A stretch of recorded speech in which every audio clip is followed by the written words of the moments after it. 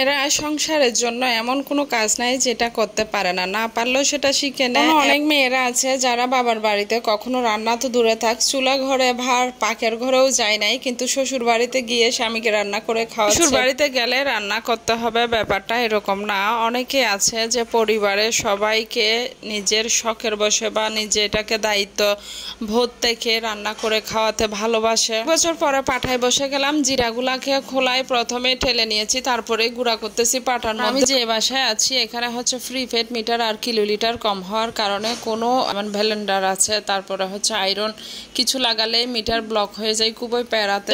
তারপরেও একটা ব্যায়াম হয়ে গেল শরীরের সাথে, হচ্ছে সুস্বাস্থ্যকর খাবারও হয়ে গেল। কারণ এক সময় আমাদের মা চাচিরা বা দাদিরা পাটায় বেটে যে খাবারগুলা খাইতো ওগুলা স্বাস্থ্যসম্মত ছিল, ওগুলা শরীরের জন্য ভালো ছিল। গুঁড়া করে রাখলে এভাবে দেখা যায় মাংসের উপরে আর হচ্ছে মাছের উপরে দিলে অনেক ভালো একটা স্মেল আসে, আমার কাছে ভালো লাগে। আমি জানি না আমার আপুরা খান কিনা, বা অনেকেই কিন্তু পছন্দ করে। বাজারটা না করার কারণে টুকিটাকি বাজার করতে করতে করতে করতে আমি একদম শেষ হয়ে যাচ্ছি। এটা শেষ হলে ওইটা আনতে হয়, এটা শেষ হলে ওইটা আনতে হয়, কি একটা অবস্থা। দ্রব্যমূল্যের দামগুলা যেভাবে হুড় করে বাড়তেছে, আসলে আমরা যারা মধ্যবিত্ত নিম্নবিত্ত পরিবারের তারা কি করি, এটা আসলেই খুবই কঠিন একটা ব্যাপার হয়ে গেছে। আমার মতো যারা সংসারে একাই সবকিছুর দায়িত্ব পালন করতে হয় তাদের অবস্থা তো একদম 12টা বেজে যাবে। সেটা আমি আমার জায়গা থেকে বলতে পারি।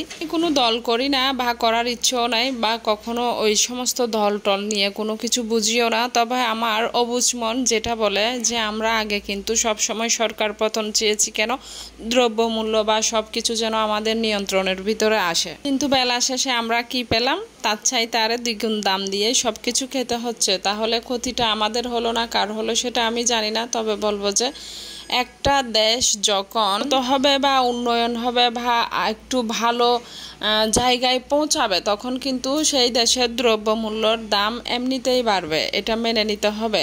কিন্তু আমরা মানি নাই, আমরা চাইছি কি একদম সস্তা করে আমাদের বাসায় এসে বাজার দিয়ে যাবে। ব্যাপারটা ওরকম যারা মনে করেছি বা করেছেন তাদের জন্য খুবই দুঃখজনক। এখন তার চাইতে দ্বিগুণ দাম দিয়ে খেতে হবে। সে সব জায়গায় কিন্তু করোনার সিজনটার পর থেকে প্রতিটা দ্রব্যমূল্যের দাম বেড়েছে, এটা কিন্তু আমরা সব সময় দেখি এবং পরিসংখ্যান দেখেও বোঝা যায়, অনেক কিছু থেকেই বোঝা যায়। কিন্তু তারপরেও দেখা যায় আমরা আরও দাম কমাবো বা আরও করব, যেটা হচ্ছে আমাদের জন্য কাল হয়ে আজকে দ্বিগুণ দামে সব কিছু কিনে খেতে হচ্ছে। এদিকে আমি মুরগি রান্না করে ফেলেছি, মুরগিও এনেছিলাম আমি বাজার থেকে, মা ছেলে দুইজন, কিন্তু খাবারগুলা পছন্দগুলা একটু ভিন্ন ভিন্ন হওয়ার কারণে একদম আমার উপরে চাপ পড়ে যায়। তো ওর জন্য আমি আলু ভাজি আলাদা করে করতে হবে, আমার জন্য শিম দিয়ে বরবটি শিম দিয়ে আলু ভাজি, এগুলাই করে নাকি নিজের ভালো বোঝে। আসলে আমরা বাঙালি কখনো নিজের ভালোটা বুঝলাম না বা বুঝতে পারবো কিনা আদৌ জানি না। তো বিকেল টাইমে হচ্ছে সে লুচি খাবে, লুচি বানিয়ে ফেললাম, আর লুচি দিয়ে সে মুরগি দিয়ে জন্য বসে গেল। তো যাদের কাছে আমার ভিডিওটা ভালো লাগবে অবশ্যই একটা লাইক কমেন্ট করে যাবেন, আর সাথে যদি পারেন অবশ্যই শেয়ার করে দিবেন। আজকের মতো আমার ব্লগ এখানে শেষ করলাম, আল্লাহ হাফেজ। আগামী ব্লগ দেখার আমন্ত্রণ রইল।